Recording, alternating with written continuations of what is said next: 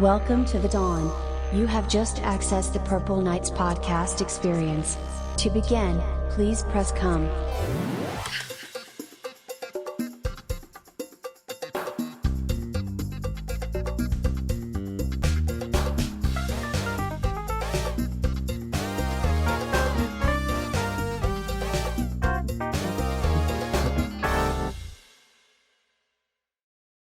Hello, ladies and gentlemen. Thank you for tuning in to the latest episode of the Purple Nights podcast. And today I have a repeat guest. I've had her on before to talk about her first book, There's Got to Be Something Here, The Rise of the Minneapolis Sound. Of course, I'm talking about author, producer, podcast host, whatever else you want to add to her resume. Andrea Swensson is back here with us on the Purple Nights podcast. Welcome back. Hey, Chris, thank you so much for having me back. I'm really excited to talk to you. Yes, and this is a very exciting project we're going to talk about today. A wonderful, wonderful book that's coming out here in about 6 days or so, right? That's right. So I'll try to have this podcast available to everybody the same day we're recording it. So from today, it's about 6 days until the release. And I've already written a review. I'll have the review posted to my blog. And also, I'll have a feature for the YouTube channel as well, in addition to this podcast. So everybody will be seeing that today. So the book's not out quite yet, but we're kind of teasing it a little bit today and hyping it up. And it's definitely worthy of hype and praise. So we're talking about Prince and Purple Rain 40 Years, the new book from Andrea Swensson. And we all know that this year, 2024, is the 40th anniversary of Purple Rain. And the estate's kind of been hyping up this summer as the summer of Purple Rain. So I can't think of a better way to kick off the summer of Purple Rain than the release of this book that pretty much chronicles the entire Purple Rain era from beginning to end. We have the beginning where it's sort of the lead up to Purple Rain, right? Prince's first 5 albums, Right. and his sort of origins as an artist. And then we get into the Purple Rain era, and then we have a great ending where we talk about the B-sides and outtakes, separate from the album and film. And then there's a great sort of way to cap it off, and that's the enduring legacy of the Purple Rain project and the Purple Rain era. And so it's great, beautiful structure, beautiful way to approach it. But I wanted to start off by asking, apart from the obvious, being that we all knew that this year was 40 years of Purple Rain, what motivated you to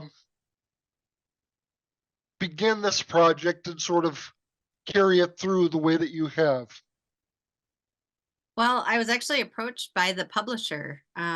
Quarto is the publisher, and then Motor Books is the imprint that this was released on. And they told me that they were starting a series of books similar to this one, in that it looks at a milestone album or moment in a pop icon's career as you're reaching one of those big round numbers, 40, 50, 75 years away from it, to really look back at these moments in music history. And they had only done a couple of books to start off the series, The Who, Quadrophenia, and the Dark Side of the Moon, Pink Floyd.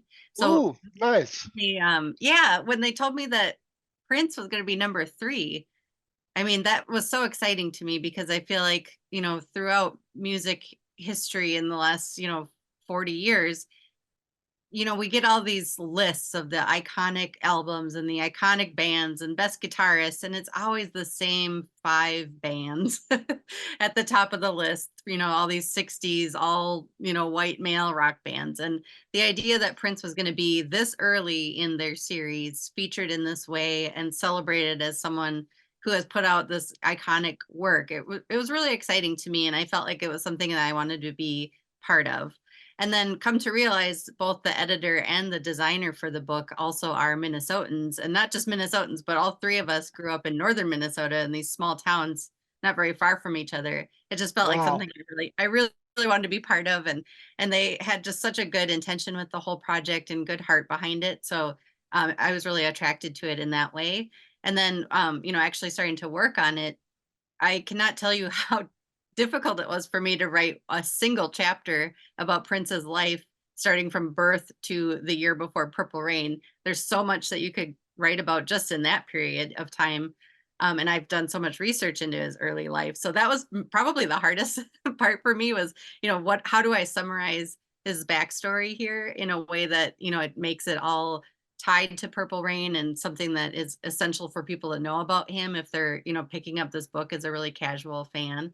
And then after that, it just got really fun because it just got really into depth of, each track and the stories behind the tracks. And I was able to go through all these interviews that I'd done with all of his band members and people that worked with him over the years and put together just a really fun story to celebrate this. Right.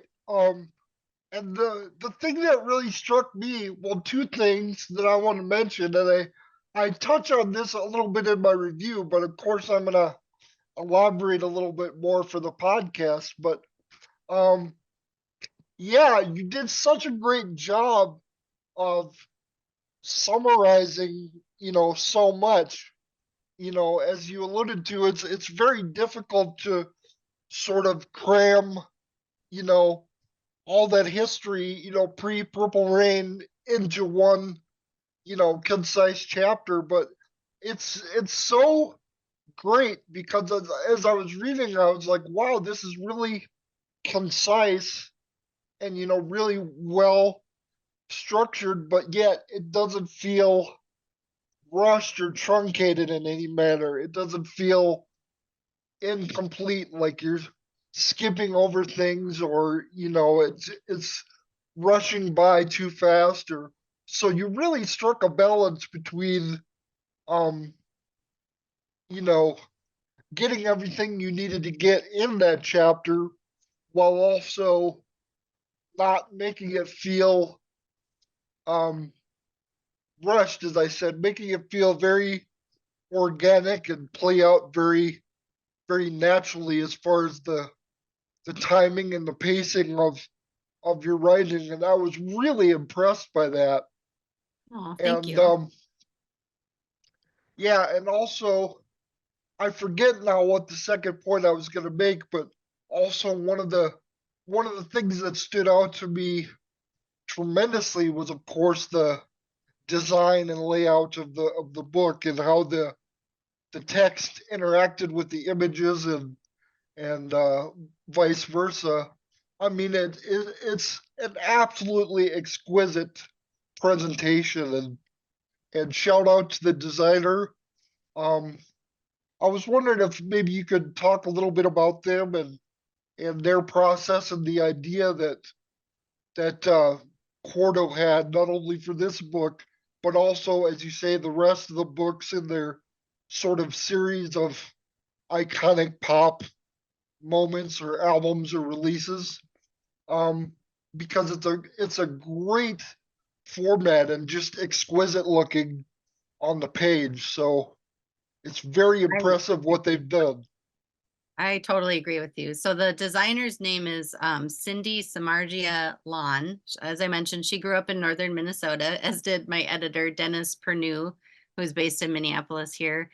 And she had originally sent over kind of a treatment of one of the chapters to see what I thought about it. And, there's certain things you have to navigate when you're making a book about Prince. This is not an estate authorized or created project. So there's certain fonts that are off limits. There's certain imagery that is owned by them.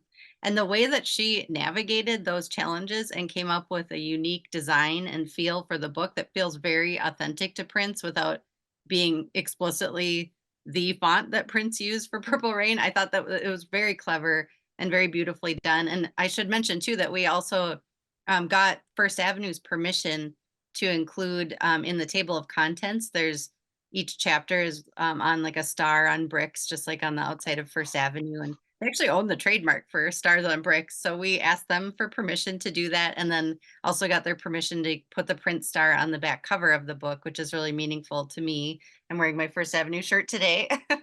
Nice. And just to have their like support of it and knowing their huge role in Purple Rain was really exciting. And they asked for copies of the book. We were happy to send them over. They're going to put them in the green room at the club and stuff. So it felt very like Minneapolis and supportive and like a really great collaboration in that way. So yeah, the book really turned out great, and like I say, it really goes in depth. Um, First, with the songs on the album in their proper order. There's a chapter for side A and a chapter for side B, which I thought was really charming. It's got the old school format of the LP or the cassette, which is very appropriate for a 40-year-old release. And I was very young when Purple Rain was first released. I like to tell people I'm a dirty mind baby. So I was born in 1980. So I was 4 years old um, during the original summer of Purple Rain.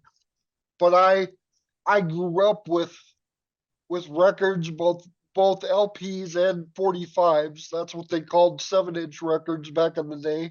Yeah. And I had a lot of cassettes growing up. And of course, I had Purple Rain on both LP and cassette, and later CD, and now I have the digital files. So I've owned it in pretty much every format, multiple copies. But it was just so nice to see that touch of side A and side B. It sort of added to the nostalgia. Yeah, I Eh, actually I was listening to the record while I was writing it, like the vinyl record. I thought it was important to get into that mindset, and it does give a different experience when you have to get up halfway through and flip it over because it feels like you're starting a second act of the album. Right, right, right. And I've always been I in some ways I feel like a curmudgeonly old man already because I'm 44, but I've always valued physical media over the non-physical. So I like to have books in my hand. I like to have records in my hand, CDs in my hand, tangible things. Yeah. Um so yeah, it's really great from that standpoint as well. Um yeah, and speaking of tangible things, the book, just the whole presentation with the sleeve that it comes in, Oh, the the slip case that's velvet. slipcase, yes. Yes, it's just absolutely gorgeous, and I think Quarto has really outdone themselves with the presentation of this book. So, and and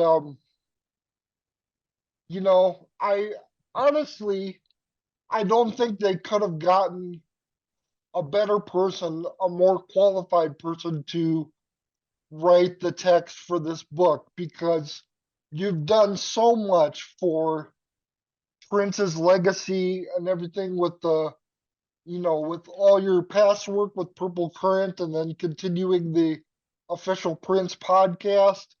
I mean, you've done an absolutely super professional job, and just um the work that you've done is exquisite and very admirable, and I've heard nothing but praise for all the official podcast series you've done for the various super deluxe releases, and we all love your work. So this is just another notch in stellar run of work for the the legacy of Prince, and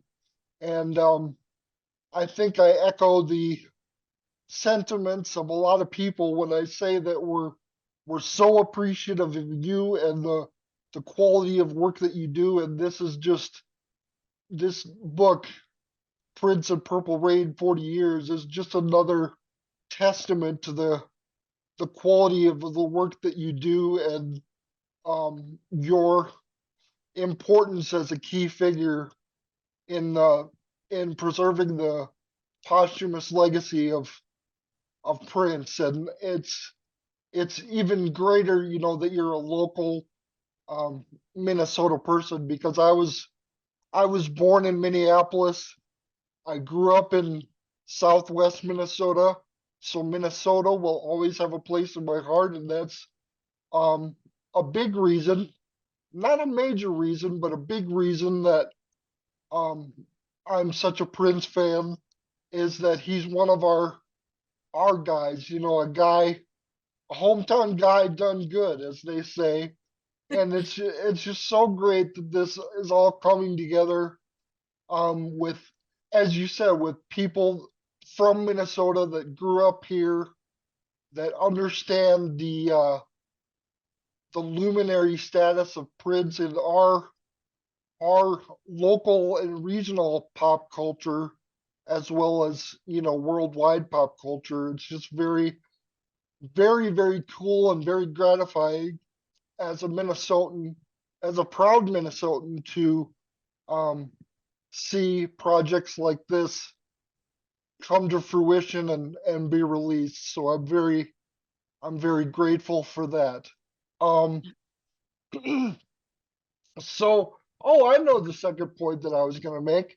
As I was reading the first chapter, I was like, to your earlier point about, yeah, you can write so much just about those early years. You could write pretty much a whole, 300, 400, 500 page manuscript just on those years. And I'm like, um, there have been some great books that have come out in the past. Probably my favorite overall Prince biography that I've ever read is by a guy named Pierre Nelson. Um, he wrote a book called Dance Music, Sex, Romance, Prince the First Decade, and it's the I would say it's the seminal biography of Prince that's been written to date. Um, but the only negative point I could say about it is it only covers the first 10 years of his career, basically. So, and I know a UK biographer by the name of Matt Thorne has done a more comprehensive biography, which is really good. But I would like to see the format and style of DMSR sort of picked back up and continued. And I know it's a lot of research and a lot of writing, but have you ever given a thought to um, doing any sort of biography writing of Prince in a more extended format? I mean, there's also the studio sessions books by the great Dwayne Tudall, who I've Yeah. had on as a guest multiple times, and that sort of blends um the lists of studio session details with biographical information and interviews and quotes from band members, collaborators, and even Prince himself, which was another point I was going to make about this book, but we'll come to that. Um, how you were able to incorporate quotes by Prince himself so brilliantly, and so they really stand out and are really a focal point of the book. But um, yeah, there's not a lot. I mean, beyond that, maybe I'm just not looking hard enough as a hardcore Prince fan, but there's not been a lot of work in the, biographical realm so far that I would say is comprehensive enough to really, um, the up to the standards of a voracious reader like myself, especially when it comes to Prince, especially in recent years, with his emergence as an academic subject for analysis. I've really Right. gotten into that side of things as well. Um, but have you ever given any thought to doing a more comprehensive Prince biography? I mean, I know, as I said before, it's a lot of research and a lot of work, but I think out of anyone I could think of, you definitely have the chops and the skill to be able to pull something like that off. So, Oh. have you ever considered it? I mean, yeah, I've thought about a lot of different, ideas for books that would be interesting to write. And that one, I do feel there are, Matt Thorne's book is so comprehensive and so detailed. What Dwayne's doing, breaking down, these 2 year, 3 year periods of time into such granular detail is so important. The idea of writing a biography that would be even more detailed than what they're already doing is quite daunting. And I don't know that it needs to be necessarily replicated in the immediate future, but maybe in, Right, the interesting thing about what's happened, since we've lost Prince is that so many stories have come to the surface from people that knew him.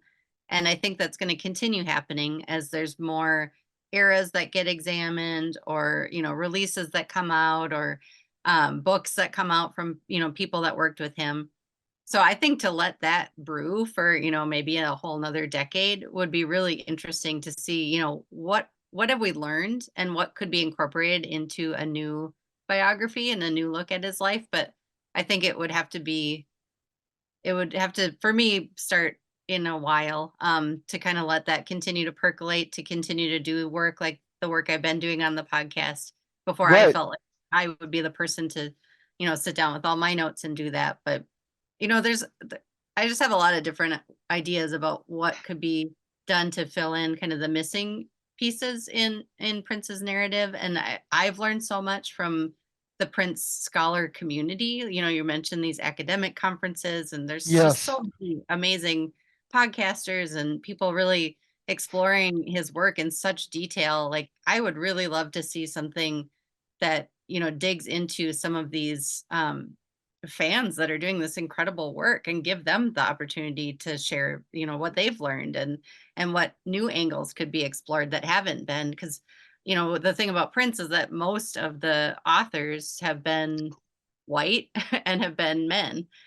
So I right, would love to see, books from different perspectives, particularly Black women, who I think have always been, such a huge part of his fan base, such a key part early on in supporting him. And for me, I'm like, what can I be doing to support their work? Is right. kind of where my Well, head is at the moment. well, just to go off your comment here briefly, there was a podcast series, um, briefly on CNN a few months ago, done by a black woman. I forget her name. I'm so sorry right off the top of my head, but she did a great podcast series called The Prince Mixtape Right. about her experience as a fan and sort of analyzing different facets of Prince's career and his mystique and all that from her personal point of view. So there are things like that being done, but you kind of have to be a sleuth and kind of um, sleuth out these types of things. And for me, it's easy being as big a fan as I am because I'm usually on top of those things immediately when I hear about them. I either make a mental note or a physical note to check everything out. But there is great work being done. Um, Not to overly talk about myself, but I am participating in in an academic conference that's being held by the International Center for Print Studies in June. They're doing a conference called Prints on Screen, and I'm going to be presenting myself um, a presentation on Graffiti Bridge. So that sort of ties into the whole Purple Rain um, narrative and story as it's set up in the film. Of Right. course, we know Graffiti Bridge was sort of a loose sequel to Purple Rain, um, but I'll be talking about that in at that conference. So look forward to that. I'm sure we'll have some sort of contest or content on the podcast related to that in the near future. Um, and also, you know, you were talking about the work and the insights of fans and their interactions with Prince and their histories as fans and stuff. And I know I'm a white male, so I would be you know, sort of holding up the status quo in that regard if I were to release anything. But I've been mulling the idea of writing a sort of memoir of my own Prince fandom from the prism of um, living daily with a disability and how Prince and his music has helped me to cope with daily challenges of living with a disability, both physically um, and mentally, as well as spiritually, because Prince has been a big spiritual presence in my life and a teacher in a lot of ways, and like a friend from afar. So I've been contemplating the idea of writing my own book on that subject for years. The only thing that's holding me back is, as you alluded to earlier, with your, you know, the problem your editor faced navigating the, um, you know, the copyrights and trademarks of certain things with regard to the estate.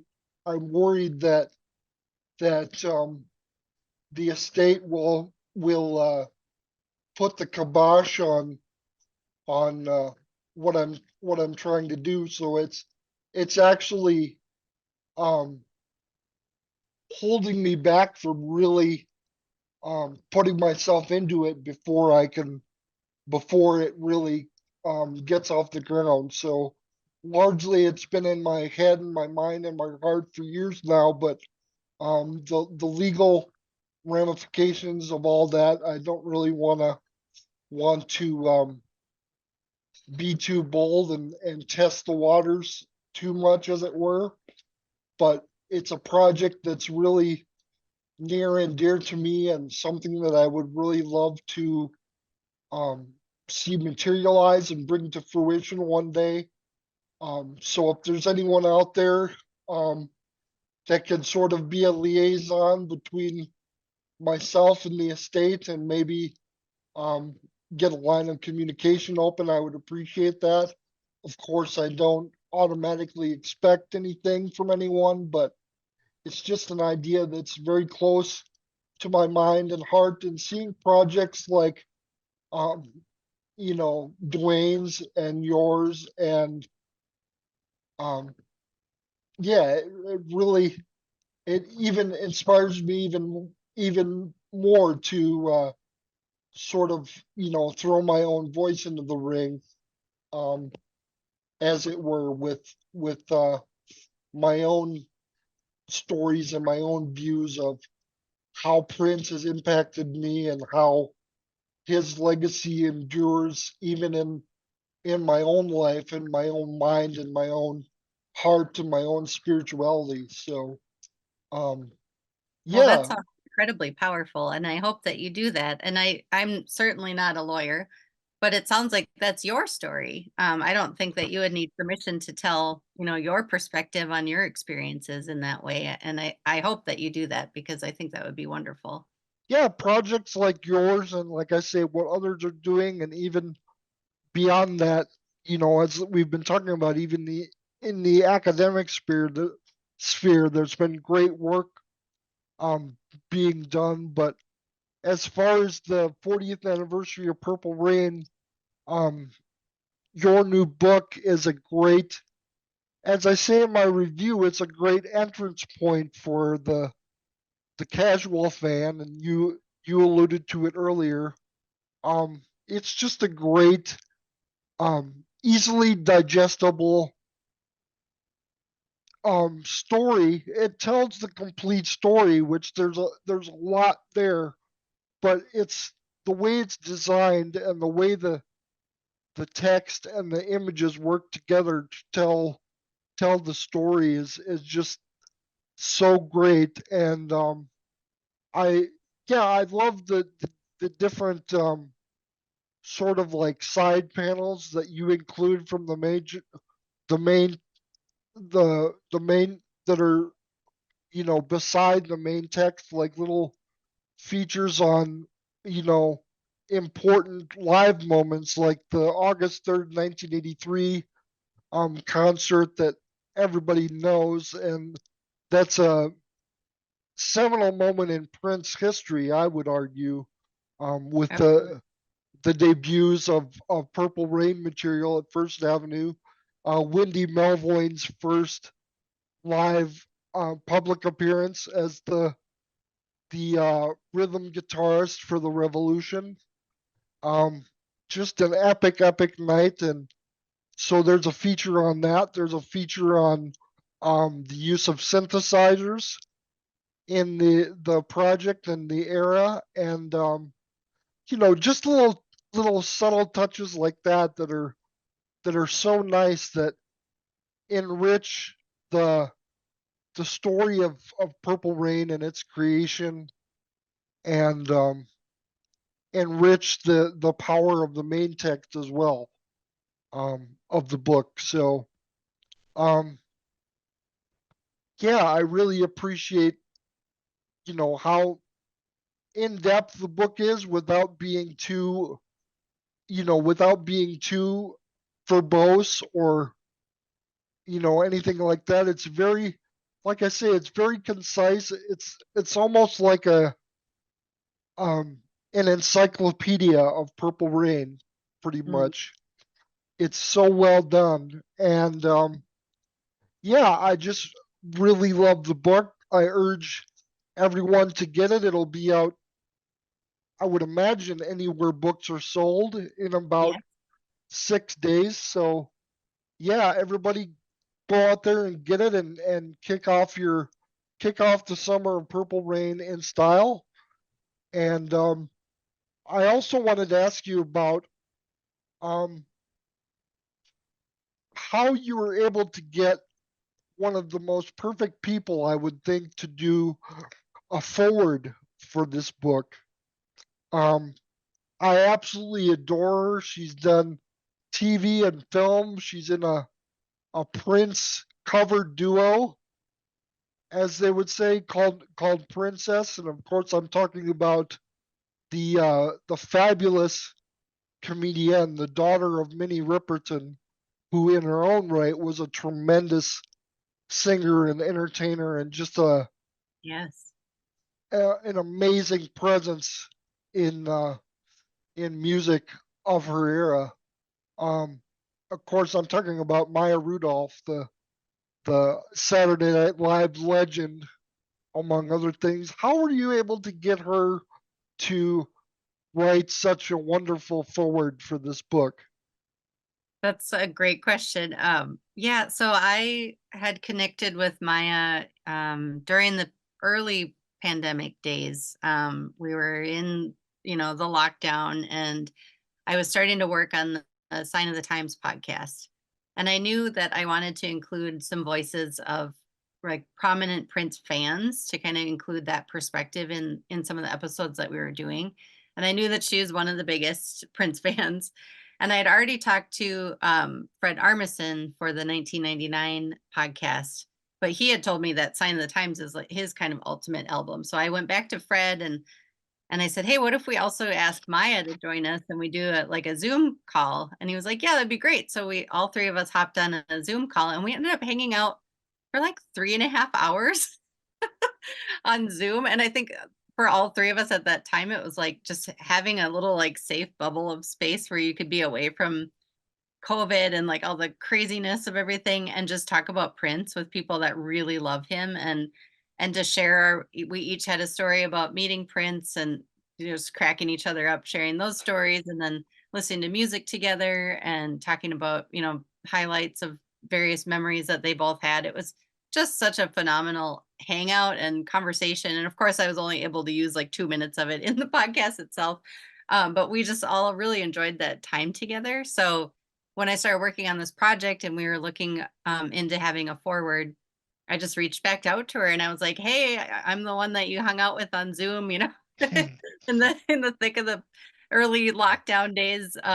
Would you consider doing this?" And she was so gracious and wonderful about it. She said, "I feel like for a book of this stature, it should be someone like Miles Davis, but since he's dead, I'll do it." you know. Classic, Maya. So yeah, it was just such an honor to have her voice in there and to have her memories of, why she wanted to start Princess and the importance of, Prince and specifically Purple Rain to her. And to, have her be one of the first people that got to see this book because we sent over an early, digital copy of it for her to check out as she's writing. It was just really exciting. So I'm just so grateful that she said yes and that she wanted to be part of it. It's just awesome. Yeah, shout out to Maya Rudolph, and also shout out to Fred Armisen, Saturday Night Live's resident Prince. Yes. Of course, he did, so wonderfully. They both did in the Saturday Night Live series of sketches for the Prince show. Yep. Those are legendary. So yeah, just shout out to both of them. And again, just thinking up the top of my head, not asking anyone for any favors, but just putting it out into the universe because I've had it happen before with guests like Jill Jones and Maite Garcia. But just putting it out in the universe that, hey, Maya Rudolph, you know, I have a little show called the Purple Knights Podcast, and I'd love you to stop by for 15, 20 minutes and make a special guest appearance. So um, if the universe is listening, maybe something will materialize. Who knows? But um, yeah, I adore Maya. I've seen you know lots of her work, and I've also seen she even did a semi-independent film written and directed by Mike Judge of Beavis and Butthead fame in the early 2000s called Idiocracy with Luke Wilson, which is one of my favorite films of all time. So um, Wow. Yeah, that's that right. that's kind of a deep cut that'll show you um, how big of a fan of Maya's I am. But um, yeah, just it was a really really pleasant surprise to see that she had written the forward, and it's so well done. What would you expect? Would you expect anything less from Maya Rudolph? But Right. um, yeah, it's just really really great. And yeah, I don't want to give too much away about the book because then obviously people wouldn't have as much of a need to buy it and read it for themselves. But as a Purple Rain aficionado myself, it will always be my favorite um, Prince era, my favorite Prince album, um, and the Revolution will always be my favorite Prince band. It's just the way it is. Sometimes when I have to admit that to people, that Purple Rain, the title track, is actually my favorite song, and the Purple Rain album is my favorite album. I kind of feel like a little less than a hardcore fan because you know the the consensus among Prince fans is everybody knows Purple Rain. Everybody. That's when you think Prince, you think Purple Rain. So, um, people kind of look down on Purple Rain as, yeah, that's sort of his project from the masses that everybody knows. And if you're a true fan, your favorite album is, you know, The Chocolate Invasion or Slaughterhouse or one of the internet releases from the early 2000s that only the hardcore fans know about. And it's like, well, that isn't I could say that, but um, to quote Prince in the Weekend Funk song from the Weekend Funk lyrics, that wouldn't be true. Um, so yeah, I gotta say the Purple Rain is my favorite album. It's my favorite song. It's my favorite era. The Revolution is my favorite band and always will be. Um, I met most of them in 2009 at an event that Bobby Z held a year after his serious heart attack. He held a charity event in cooperation with the American Heart Association called My Purple Heart, and I was there for several of those annual events. He hasn't done it in a few years, but the first year was 2009, and I met all of the Revolution except for Brown Mark, which I still kind of kick myself about to this day, but maybe that could be rectified in the near future. But yeah, meeting Wendy and Lisa next to meeting Prince, which I did meet Prince in 2014 at Paisley Park. We Mm. didn't we didn't share conversation or anything like that, but we did share a nonverbal smile that felt like it lasted forever, but probably lasted only 10 to 15 seconds, maybe. But next to that moment, next to meeting Prince himself, meeting Wendy and Lisa in 2009 at First Avenue was probably the top moment of my life to date. So, um, of course, number one being the encounter with Prince, which I will never ever forget as long as I live and breathe. Yeah. But yeah, the Revolution is very special to me. So the chapter on the band um, in the book, including all the great quotes on each member from Prince and the compliments that he had for them, is just something that pulls at my heartstrings and warms my heart because they're they're my group. They're the ultimate group. We're still a group, right? Mm. Yes, you are still a group. You're still going strong. You always will. And so that chapter was so great, and like I say, so heartwarming for me to read about a little about the individual members and their strengths and skills and what they brought to Princess, what they what they influenced in terms of creativity and songwriting um, is just you know immeasurable, and there would be no Purple Rain album, no Purple Rain movie, no Purple Rain era without the Revolution as well. The Revolution were just as big a part of everything as Prince was, and um, you know that fact is only underscored by the fact that Purple Rain was the first Prince album to feature a band name in the credits, and on the cover it's Prince and the Revolution. So that tells you all you need to know about the Revolution. But I just adore them, and the whole chapter about the movie. I love the movie. It's recently been announced that it's going to be released in 4K Ultra HD on June 25th by Warner Brothers Home Entertainment. They're not sponsoring this podcast or anything like that, so this is not um, blatant product placement or anything like that. I just wanted to acknowledge the release of that, which I'm very much looking forward to.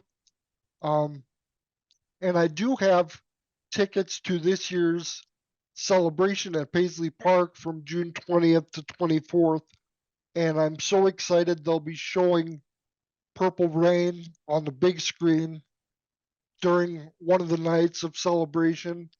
And um, all the hundreds of times that I've seen Purple Rain over my lifetime, I've never had the opportunity to see it on a big screen with surround sound and all that. So it'll be definitely be an experience for sure to experience that. So I'm excited to um, experience that as well. And just like I say, this whole idea of the 40th anniversary and the summer of Purple Rain that's to come and all the things that are coming out, I couldn't imagine anything more cool and more fitting than this book, Prince and Purple Rain, 40 Years by Andrea Swensson, coming out um, in 6 days on the 21st of May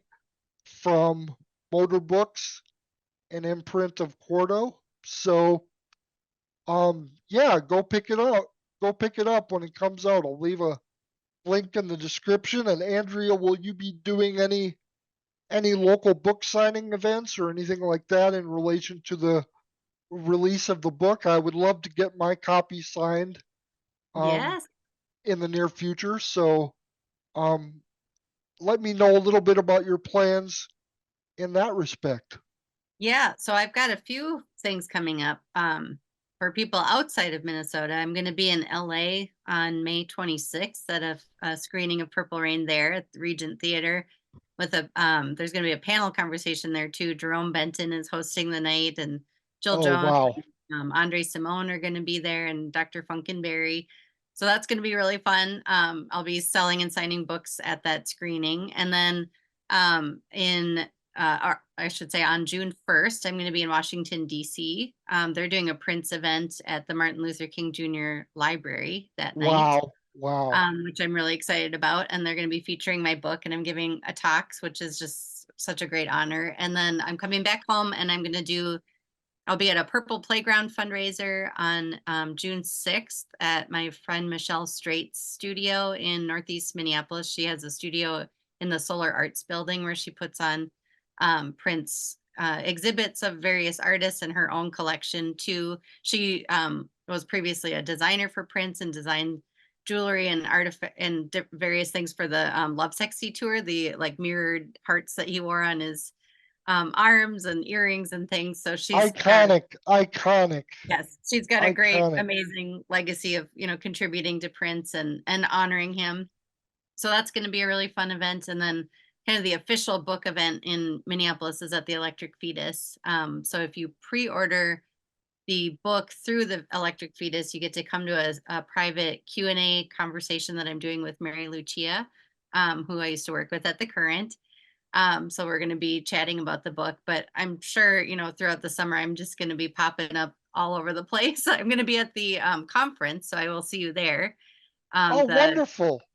Prince on Wonderful. Screen. So I'll definitely be at the part where they're going to screen the film with my book. So happy to sign wherever you run into me out in the Yeah.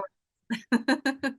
Yeah. I mean, and that sounds great. And in addition to this project, are there any other projects or events that you can in the works that you can talk about now? I'm sure there's plenty of things in the works that are being, kept under wraps for now, which we completely understand. But any other projects on the you know upcoming horizon for you? Yeah, so I actually have another book coming out later this summer, which I've been working on for 3 years. It's about Jimmy Jam's father, Cornbread Harris. He's a musician here in town. He's been playing since World War II and still gigging out and about. He has a weekly show at Palmer's Bar here in Minneapolis. He's 97 years old and still going strong, and his life story is incredible. So it's been really awesome to work with him. We have a show at the Cedar Cultural Center in Minneapolis on August 16th to celebrate the release of that book. And Jimmy Jam's going to be coming home to play with his dad at the show. So it's going to be Oh, one of wow. those Wow. magical nights. Wow. Well, give me all that information and I can put that in the video description as well as the podcast description on the different platforms, Spotify, Oh, Apple that'd be great. Podcasts, and Blog Talk Radio. I'll link all that information in the description. So, um, yeah, and you mentioned Cornbread Harris a little bit in your history of the Minneapolis Sound, I Yes, believe, didn't you? yes, Yeah. because his time in the scene goes back to, the late 40s, early 50s, and he was part of the Augie Garcia band back in the 50s. So he actually Wow. performed on the first rock and roll record to ever come out of Minnesota in 1955. So his history is amazing, and it's just been such a great honor to work with him and to be really involved in his life and his relationship with Jimmy. They were estranged for many years Wow. and have reconciled recently. So I've been very involved in that whole kind of rejoining of their two lives and helping them stay connected. And it's just been a really special story for me and really good for my heart. Something really just positive to work on. So I'm very excited to share that with people Th- too. that is tremendous. Does the book have a title yet? It does. Yeah. It's called Deeper Blues, which is the name of one of Cornbread's songs that I absolutely love. It's a gorgeous song, a really beautiful jazz kind of chord progression and melody. One thing I'm hoping people will learn about Cornbread, through this work is that not only is he a talented, kind of barroom entertainer and, someone that can play basically any song you ask of him, but he's also composed some really gorgeous songs of his own. So I have lyrics from some of his songs kind of woven throughout the book so people can see, that he's also a writer and a composer and that he's contributed in that way. Deeper Blues, and that'll be coming out around August. Yeah, yeah. So August 16th is the big release show for that one. It's going to be super fun. Okay. Okay. Well, I definitely wanna get info for that, and I will try my best to be there if I can. You know, I That'd be live great. I live about an hour drive away from Minneapolis, so it isn't always easy to get transportation and things lined up for me, but um, I'll definitely try and make it happen. I'm definitely very interested and fascinated by um, the idea of delving into Cornbread's story because it sounds multifaceted and very fascinating in general. So um, and 3 years, wow, that's definitely a labor of love to put into something like that. So it really makes me want to read it even more. But so I'm very excited about that. Very excited. So yeah. Last two questions. Um, First question: will your talk in DC be recorded in any fashion? Ooh, I would think it would be, but I actually have a meeting tomorrow to talk about the details, so I don't know yet. Okay. Yeah, I will definitely, if it is, I'll be sharing all that on my social media. Yeah, that was sort of a selfish question because I would love to be able to hear or see your talk in some way. So, um, and last questions, which is one I usually ask of all my guests, is where can people find you online? So on social media, I'm Slingshot Annie pretty much everywhere. Just a long lifetime nickname of mine. And then I have a website that's just my first and last name, Andrea Swensson with SSON.com. And I'm actually offering all 3 of my books now on my website. I will send you a signed copy directly if you want to order it directly from me. The Prince ones I'll be able to start mailing out next week. And then the cornbread one, you can just pre-order it now and I'll get a list together and send them out as soon as I get my first shipment in. Okay, sound good. Sounds good. I'll include a link to your website as well in the podcast description. So, Andrea Swensson on her second appearance on the Purple Knights podcast, and I hope this is just the second of many more to come because you're one of the best, most enjoyable guests that I've had on the podcast. I include you in company like Dwayne Tudall and Jill Jones, and also, oh, who's the third name I was going to say? Now it slipped my brain now. Maite? Maite, but also, I know who I was going to say, Susan Rogers. Oh, wow. Well, that is Susan, excellent company to be in. Susan Rogers, I absolutely adore her. Speaking of the summer of Purple Rain, I think she's going to end up with laryngitis talking so much this summer about that whole period. But yeah, I've been so fortunate to have such great guests on the show, and you're definitely one of them. So I hope this is, like I said, this is your second appearance, but I hope there are many more to come in the future.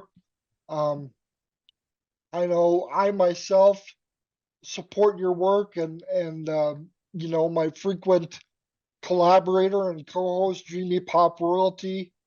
I know she loves your work as well, especially the podcasts. So Oh, the official podcasts. So um yeah, we're behind you 100%, including with this release. Prince and Purple Rain 40 years from Motor Books coming out the 21st of May.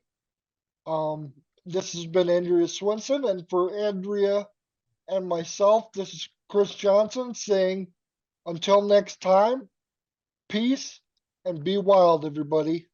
Thanks.